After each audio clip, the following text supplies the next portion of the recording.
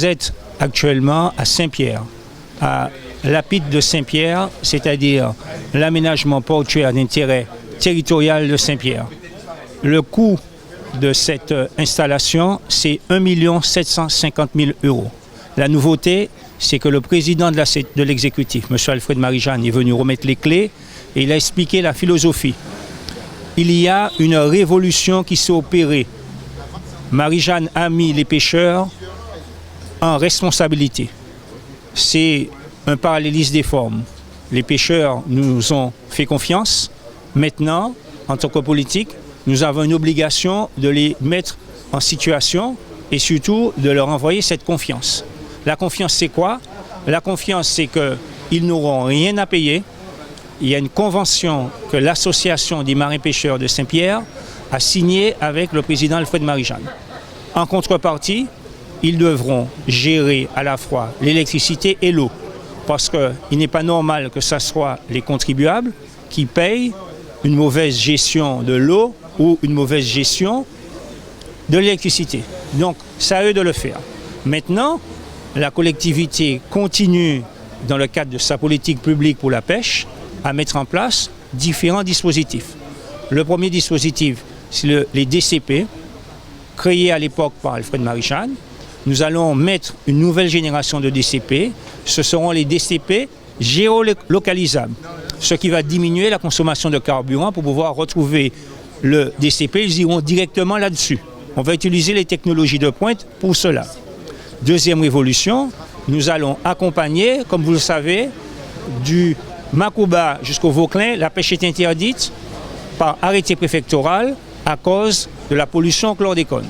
Donc, il faut aujourd'hui, ce qui devait être fait et qui n'a pas été fait, nous le ferons. Cet arrêté date de 2010. Il aurait fallu accompagner une transition. Et la transition de la pêche, c'est passer d'une pêche côtière, artisanale, à une pêche semi-industrielle. Nous allons accompagner la profession là-dessus.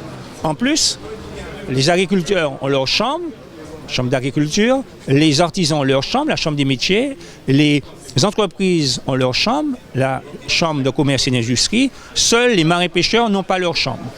Nous ne pouvons pas le faire puisque nous sommes dans l'article 73, mais nous allons créer un outil qui servira, ça ne s'appellera pas la chambre des marins-pêcheurs, mais elle fera office de manière à ce que les problèmes de sécurité sociale, de retraite, les problèmes de gestion, de comptabilité, d'impôts, tout ça, on puisse accompagner parce que le marin-pêcheur étant sur la mer, il n'a pas le temps de s'occuper.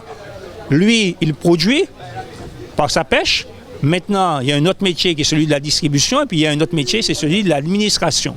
Eh bien, nous ferons en sorte que les marins-pêcheurs ne soient plus les laissés pour compte, nous les accompagnerons. Voilà, en quelques mots, les orientations fortes, mais regardez bien le budget. Le budget 2017, l'ordonnateur Alfred Marie-Jeanne, il a mis 3,6 millions pour le développement de la pêche et de l'aquaculture, dont 2 millions d'investissements. Il a mis également 3,2 millions, dont 1,9 million € pour les aménagements portuaires, parce que d'autres communes, à l'instar de Sainte-Marie, de Trinité, ont des aménagements qui méritent aujourd'hui d'être rénovés. Nous avons un programme pluriannuel sur 5 ans, chaque année, à midi, nous fait.